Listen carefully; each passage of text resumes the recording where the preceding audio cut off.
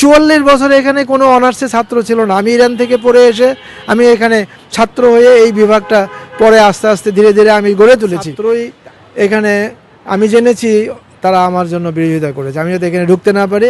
লন্ডনে যে বক্তৃতাটা দিয়েছিলাম 72 সংবিধান বিরোধী, এবং আমি একজন স্পষ্টবাদী জাতীয়তাবাদী ইসলামী ভাবধারার মানুষ, এটাও তারা সহ্য করতে পারে না। আর অনেকেই জেলাস হয়ে তারা আমার যে বিদেশে আমি কনফারেন্সে যাই, বই ছাপা হয়, আমি লন্ডনে পিএইচডি করছি, আমি একজন ফার্সি টিচার, বিদেশে আমি টিচিং করছি ক্যামব্রিজ, অক্সফোর্ড, কিংস কলেজ, সোয়াস, এফসিও, এগুলো নিয়ে তাদের মনে হয়তো জ্বালা আছে। তাছাড়া আমি তো জানি না, আমি আসার সাথে সাথেই আমি বিপদে পড়ি। আসার আগেই আমি বিপদে পড়ছিলাম, তারপরে তো আমি চলে আসছি, আসার পরেই আবার বিপদে পড়ি।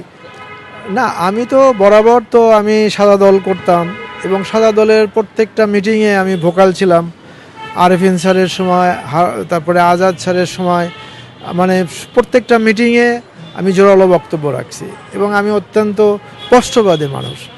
এটা তো তাদের জন্য একটা তাদের কৌশল ছিল যে যারা এই ধরনের স্পষ্টবাদী তাদের দলের না, তাদের উপরে চাপ সৃষ্টি করে তারা তাদেরকে দলে ভিড়াইছে। এরকম আগে অনেকেই এরকম তাদের দলে আত্মসমর্পণ করেছে, কিন্তু আমি তা করি। আশা করি তারা আবার তাদের সিদ্ধান্ত পুনর্বিবেচনা করবেন।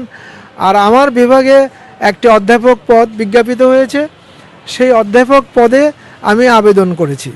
তা আমি আশা করি এই ভাষা ইনস্টিটিউটেও আমি পার্ট টাইম হিসেবে আবেদন করেছিলাম। এখানেও কিন্তু মাননীয় ভাইস চ্যান্সেলর মহোদয় তিনি আমার সিভি দেখে তিনি বলছেন না, ওনাকেই চাকরি দিতে হবে। তা আমি এখানে আছি পার্ট টাইম হিসেবে। তা আমি যে বিভাগে আছি, বিভাগেও এই আমার ছাত্রদেরই কেউ কেউ রাজশাহী বিশ্ববিদ্যালয় এবং এখানে বলতেছে তারা তাদের একজন পছন্দের লোককে নিয়ে আসবে, আমার ছাত্র আর একজনকে নিয়ে আসবে, এরকম বলে বেড়াচ্ছে। তো এটা একটা মনে হচ্ছে একটা নব্য ফ্যাসিজম আবার মাথা বেঁধে উঠছে, বিশেষ করে আমার বিভাগে। তা আমি মনে করি বিশ্ববিদ্যালয় এই ফ্যাসিজম যারা আমার মতো যোগ্য ইন্টারন্যাশনাল, আমি চায়নায় ভিজিটিং প্রফেসর 2 বছর, আরও 10 বছর আমাকে দিছে, আমি কোরিয়ায় ভিজিটিং প্রফেসর, ইংল্যান্ডে কয়েকটি ইউনিভার্সিটিতে পড়িয়েছি। আমার মতো আমি এই বিভাগ ফার্সি বিভাগকে আমিই প্রতিষ্ঠা করেছি বলা যায়। 44 বছরে এখানে কোনো অনার্সে ছাত্র ছিল না। আমি ইরান থেকে পড়ে এসে আমি এখানে ছাত্র হয়ে এই বিভাগটা পরে আস্তে আস্তে ধীরে ধীরে আমি গড়ে তুলেছি। তা আজকে আমি এখানে চাকরি পাবো না, আর তারা বলে বেড়াবে উমুককে চাকরি দেবো, উমুক এখানে আসবে, যে আমার থেকে যোগ্য যদি হয় বা আমার কাছাকাছি হয় তাহলে আমার কোনো কথা ছিল না।